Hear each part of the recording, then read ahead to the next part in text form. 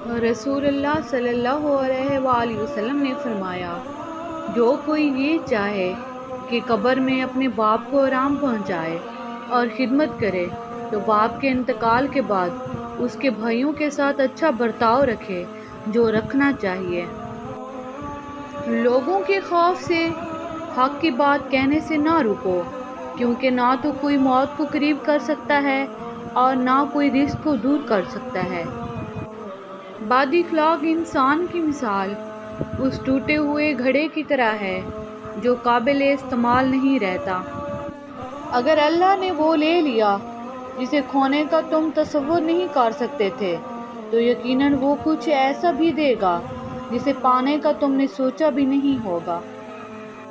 اپنے حصے کا کام کیے بغیر دعا پر بھروسہ کرنا حماقت ہے، اور اپنی محنت پر بھروسہ کر کے دعا سے گریز کرنا تکبر ہے۔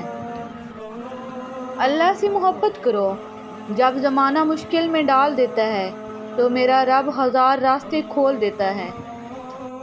زندگی روز کچھ نہ کچھ سکھاتی ہے، لیکن بنیادی چیز یہ ہے کہ انسانوں سے توقعات کم سے کم رکھیں اور اوپر جو ذات ہے اسی پر توکل رکھیں۔ ماں وہ ہستی ہے جس کی پیشانی پر نور، آنکھوں میں ٹھنڈک، الفاظ میں محبت، آغوش میں دنیا بھر کا سکون، ہاتھوں میں شفقت اور پیروں تلے جنت ہے۔ اچھے وقت کی ایک خامی ہے کہ جلدی گزر جاتا ہے، اور برے وقت کی اچھی بات یہ ہے کہ ہمیشہ نہیں رہتا۔ زندگی تک بھرم ہے سارے، موت نے ہر غرور کو توڑا ہے۔ دوسروں کے ساتھ زیادہ تر وہ نیک سلوک کرتے ہیں جو خود بھی مشکل وقت گزار چکے ہوں۔ انسان کا اصل سرمایہ اس کی سوچ ہے، اسی سے وہ خوش ہوتا ہے، اسی سے وہ پریشان ہوتا ہے، اسی سے وہ ایمان قبول کرتا ہے، اسی سے وہ کفر کے اندھیروں میں گرتا ہے، اسی سے وہ ترقی کرتا ہے، اسی سے وہ تنزلی کا شکار ہوتا ہے۔ بنا مطلب کے کوئی بھی آپ کو عزت نہیں دیتا، اس لیے خود کو اتنا کامیاب بناؤ کہ بنا مطلب کے لوگ آپ کی عزت کریں۔ لوگوں کی سوچ یہ ہے کہ بس وہی کامیاب رہے۔ اگر آپ تھوڑے کامیاب ہو جائیں تو وہ آپ کو اپنی کانٹ کھانے والی نظروں سے دیکھتے ہیں۔ غلطی انسان ہی کرتے ہیں، مگر غلطی پر کبھی اتراتے نہیں بلکہ معافی مانگتے ہیں، کیونکہ غلطی پر معافی مانگنے سے آپ کی عزت کم نہیں بلکہ ہزار گنا مزید بڑھ جاتی ہے۔ انسان بھی عجیب مزاج کا ہے، جو اس کی طبیعت کو سمجھے وہ اچھا لگتا ہے، جو اس کی نیت کو سمجھے وہ برا لگتا ہے۔ اس دنیا کی زندگی بہت تھوڑی ہے، ہر کوئی موت کے منہ میں جانے والا ہے، اس لیے موت سے پہلے موت کے بعد کی دائمی زندگی کی تیاری کرنے میں بھلائی ہے۔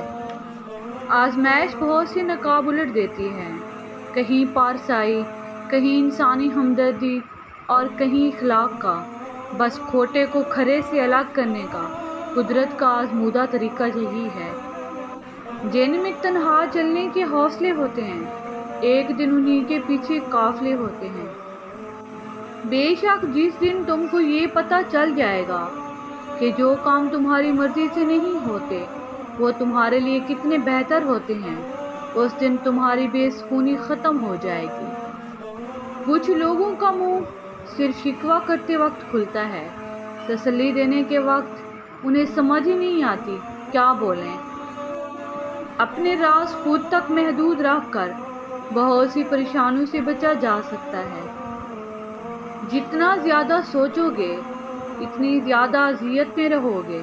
یا تو اپنے آپ کو مضبوط کر لو یا مصروف کر لو۔ آپس کا اتفاق کچے گھروں کو قلعوں سے زیادہ مضبوط بنا دیتا ہے۔